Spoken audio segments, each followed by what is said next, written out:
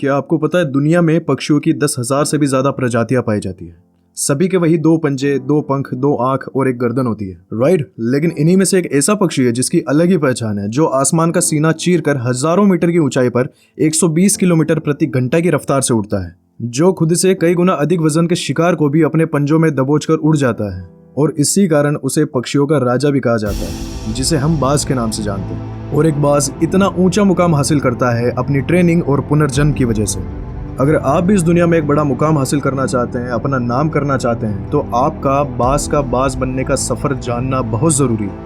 क्योंकि यहाँ पर आज भी 25 से 30 साल की उम्र तक आने के बाद भी लोगों को रिस्क लेने से डर लगता है। लेकिन एक बाज के जीवन की शुरुआत ही रिस्क से होती है। जिस उम्र में बाकी पक्षियों के बच्चे सिर्फ चींची करना सीखते हैं, उस उम्र में एक मादा बाज अपने बच्चे को पंजों में दबोचकर हजारों मीटर की ऊंचाई पर उड़ जाती है, उसे ये बताने के लिए कि तेरा जन्म आसमान का सीना चीर कर सबसे ऊपर उड़ने के लिए हुआ है। तेरा जन्म पक्षियों का बादशाह बनने के लिए हुआ है, न कि समय और परिस्थितियों का गुलाम बनने के लिए। जब जमीन से हजारों मीटर ऊपर ले जाकर मादा बाज अपने पंजों से उसे छोड़ देती है, यहीं से शुरू होती है उसकी हाई रिस्क ट्रेनिंग।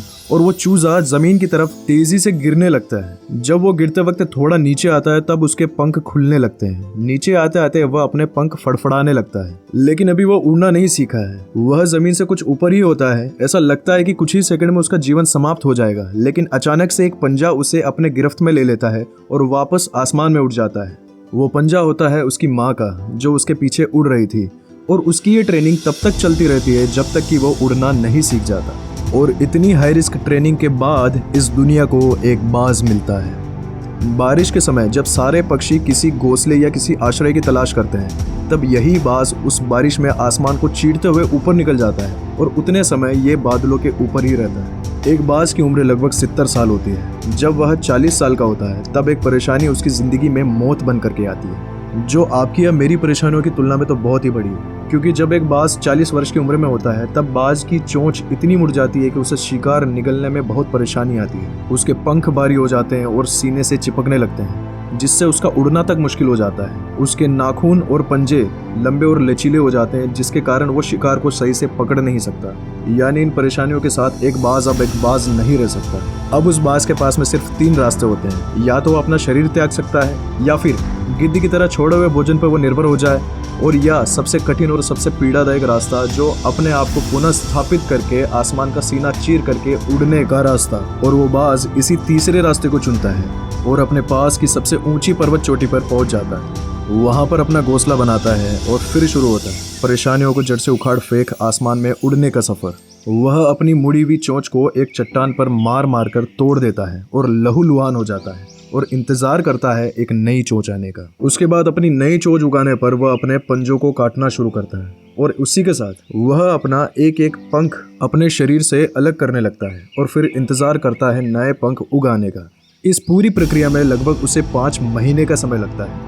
इन 5 महीनों की कड़ी तपस्या से एक बाज अपने आप को पुनः स्थापित करता है, एक बाज का पुनः जन्म होता है और फिर से तैयार हो जाता है बादलों का सीना चीर कर ऊंचे आसमान में उड़ने के लिए।